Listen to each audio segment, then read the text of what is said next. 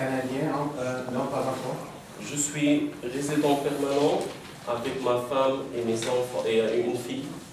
Et mes deux enfants sont citoyens canadiens, les photos de leur passeport. OK. Et avez-vous contacté les affaires extérieures? Vous avez appelé les députés de l'opposition, je crois. Mais avez-vous contacté quelqu'un du gouvernement canadien? J'ai contacté l'ambassade du Canada à Tel Aviv. OK. Mais ici au Canada, depuis que vous êtes revenu, avez-vous essayé de contacter les affaires extérieures ou un député ou le ministre de... D'une façon directe, non. Okay. Mais parce que normalement les députés sont là pour nous aider. Et j'ai essayé, c'est-à-dire d'avoir une solution plus rapide. C'est pour ça que je suis allé voir les députés pour nous aider à faire ça. Députés de l'opposition? Ouais. Non, ma question, c'était pas j'ai contacté des gens qui ont des contacts avec nous. En plus, quand j'étais à Gaza, j'ai appelé le SOS, c'est un numéro de téléphone des affaires étrangères canadiens. Ils m'ont dit, monsieur, nous, on ne peut rien faire, c'est l'ambassade, il faut contacter l'ambassade du Canada à Tel Aviv. Et vous dites que vous n'avez reçu aucune réponse? Aucune réponse. Vous avez appelé au téléphone ou par fax? J'ai appelé au téléphone. C'est un numéro d'urgence de la ministère des Affaires étrangères. Ils m'ont dit qu'il faut contacter le consulat canadien à Tel Aviv. Et avez-vous contacté le consulat? Oui, j'ai contacté le consulat 3 fois. J'étais en contact avec Madame Shlomit, au consulat canadien à Tel Aviv. Et qu'est-ce que Madame Shlomit? Madame Shlomit, elle m'a dit on est en train de négocier. Il y a une liste parce qu'il y a d'autres Canadiens qui sont bloqués à Gaza. Ça me combien il y en a? Non, je n'ai pas une idée combien, mais moi je connais personnellement notre famille ici de Montréal, mais il y a d'autres Canadiens qui sont bloqués. Elle m'a dit, Madame Shlomit, qu'il y a une liste, on est en train de négocier avec l'autorité palestinienne pour faire sortir de Gaza. Okay. Alors, ils essaient de faire quelque chose. Ils essayent, monsieur, ça fait plus de 2 mois que j'attends une réponse. Plus que 2 mois. Ouais. Des autres questions? Est-ce qu'on peut avoir plus de détails sur les conditions dans lesquelles, chez qui sont vos enfants, chez les grands-parents? Chez ma mère. Chez votre mère Au sud de Gaza. Quel est le nom de ma mère? Non, la ville. C'est Abassan. A-B-A-2-S-A-N. C'est à Khan Younis, le sud de Gaza. C'est une ville aux frontières. C'est juste aux frontières avec les Israéliens. Avec Israël. Des autres questions? Is it possible to introduce Yes. individually afterwards? Yes, absolutely.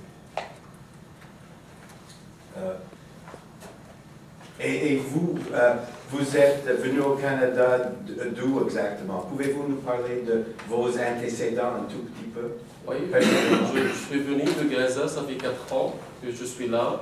Okay. Je travaille ici au Canada, ici à Montréal. Okay. Et je suis très content d'être ici.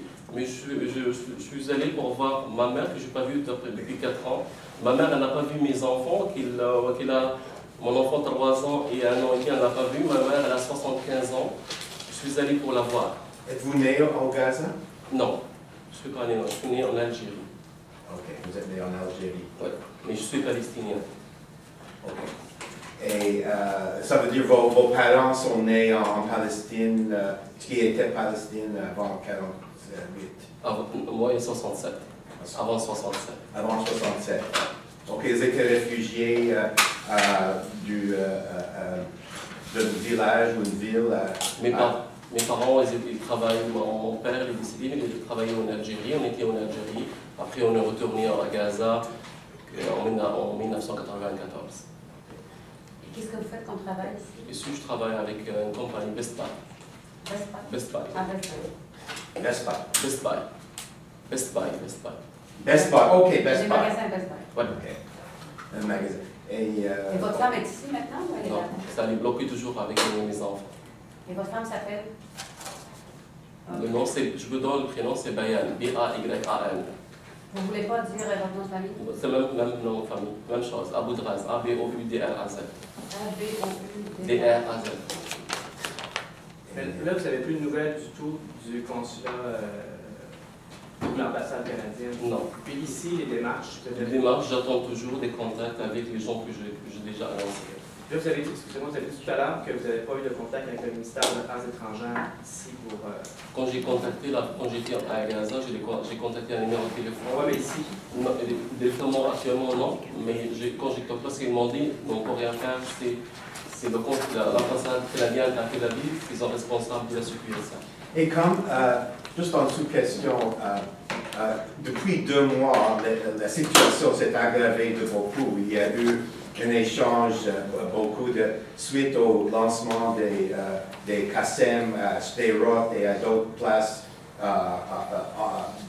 qui venaient de Gaza. Israël a lancé une opération pour terminer, pour arrêter ces bombardements. Et il y a eu comme une guerre. Et depuis quelques jours, il y a une trêve, apparemment. Tout le monde dans les journaux parle d'une trêve. Il n'y a pas de bombardement d'un côté ou de l'autre. Croyez-vous que le consulat canadien à Tel Aviv est de bonne foi en vous disant que nous essayons depuis 2 mois et la situation s'est aggravée? Ils ont dit que nous essayons de faire sortir ou d'aider les gens, les Canadiens ou les résidents canadiens qui sont à Gaza. Croyez-vous acceptez-vous qu'ils travaillent de bonne foi pour les aider? Ça, sûrement, j'accepte n'importe quelle personne qui a 2 fois pour m'aider. Mais comme je vous dis, monsieur, l'accent, c'est trop lourd. Ça fait depuis le mois de juin que je contacte. Depuis le mois de juin, je suis dans la misère avec ma famille. Aujourd'hui, on est au mois de mars. C'est très lourd, c'est très lourd, c'est très lourd. Je suis sûr que, parce qu'il y a des autres ambassades qui ont intervenu, ils ont évacué leurs compatriotes, mais avec le Canada, toujours il n'y a pas une réponse favorable. Quand vous êtes allé à l'origine, c'était en avril 2017, c'est ça? Oui. Et dans votre esprit, vous aviez pour combien de temps? C'était pour 3 mois, 4 mois maximum. 3-4 mois. Mais vous étiez au courant, je suis sûr, juste ne pas douter de votre peine, que c'est très tendu la situation, surtout depuis qu'Hamas a pris le pouvoir en Gaza, depuis qu'il y a des attaques d'un côté et de l'autre. Vous étiez au courant à l'époque que aller à Gaza, c'est une chose, c'est difficile. C'est pas comme aller à New York, de Montréal et de venir, n'est-ce pas? Je veux que vous nous dites si vous étiez... Je suis tout à fait d'accord avec vous, mais les frontières n'étaient jamais bloquées, monsieur. Elles étaient toujours ouvertes. C'est pour ça que j'ai rentré. Les frontières, ils étaient ouvertes, j'ai rentré, ils n'étaient jamais bloqués comme maintenant. En plus, je veux voir ma mère, qu'elle a 75 ans, et je veux que ma mère voie mes enfants. Et c'est ça la question.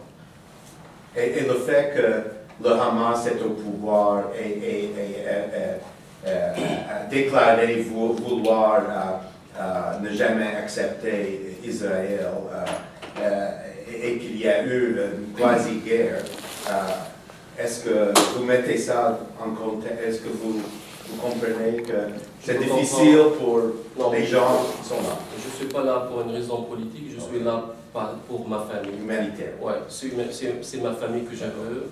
Ma famille, mes enfants sont canadiens et je veux voir ici ma famille avec eux, mes enfants avec moi. Merci beaucoup. Pouvez-vous un peu nous décrire comment la situation a évolué à Gaza sur le plan humanitaire, médicaments, nourriture, tout ça, pendant l'époque où vous étiez là?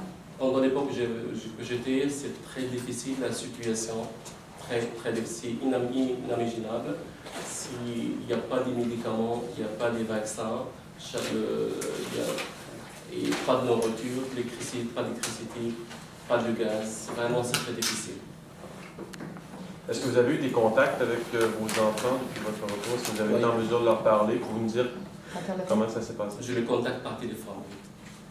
Comment ça se passe? Comment ils vivent ça, eux, là-bas? C'est très difficile. S'il y a un bombardement, mes enfants, quand je suis au téléphone, il y a un bombardement, mon enfant il commence à pleurer et crier « Papa, je veux venir chez toi ». Just before we move on to the next questions, I would like to invite Mohammed to the table also, whose family is also in Gaza.